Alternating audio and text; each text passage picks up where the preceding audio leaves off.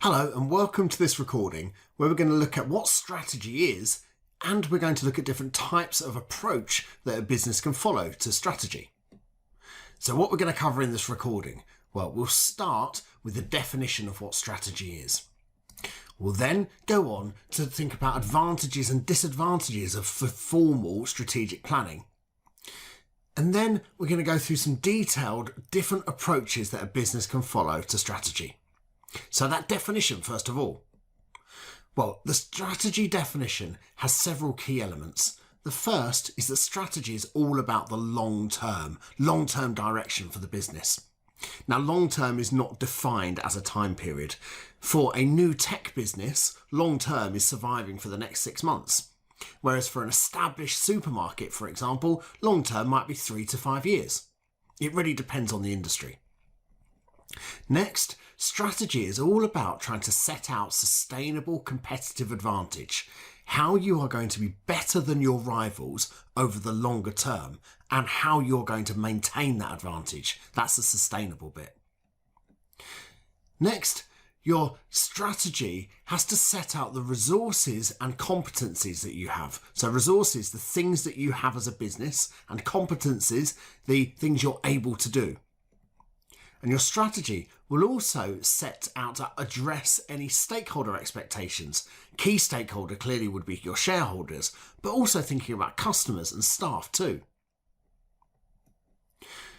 We're now going to think about advantages and disadvantages of formal strategic planning.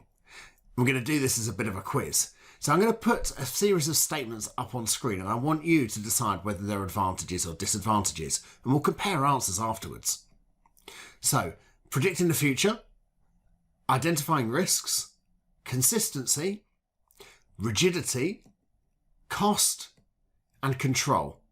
Pause the recording here and decide whether each is an advantage or a disadvantage. Right, let's go through this together then. So the advantages for me, first of all, allowing you to identify risks.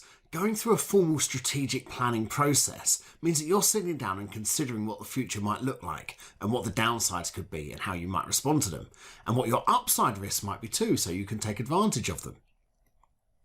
Next, by doing formal strategic planning, it gives us a consistent approach across the company for different departments or different divisions of the business to all pull together to a common goal, that overall strategy that we can all fit into. So it should lead to goal congruence, where we're all pulling in the same direction. Next, control. This is from the centre of the business, the strategic leadership of the company, being able to kind of maintain order across the business. And also when it comes to the end of the year, when we kind of fast forward and we have traded for that period, it gives us, if we've set out a strategy, it gives us something to compare our performance against. Well, the other three must be the disadvantages, so let's see if you agreed with me in my explanations. First of the disadvantages, predicting the future. No company boss has a crystal ball. They don't really know what's coming, certainly over the mid to long term. Who would have predicted that a reality TV star would become US president, or that the world would be brought to its knees by a pandemic virus in 2020? Nobody really was predicting these things to happen. So if you're a company boss, really hard for you to know what's coming around the corner. And so what's the point in spending the energy on strategic planning if you don't really know what's coming? Rigidity. Now, this is kind of making the point that if you do formally plan for the future and things don't turn out as expected, if you've got a formal rigid plan, it can be hard to move with the changing conditions. And finally, the cost.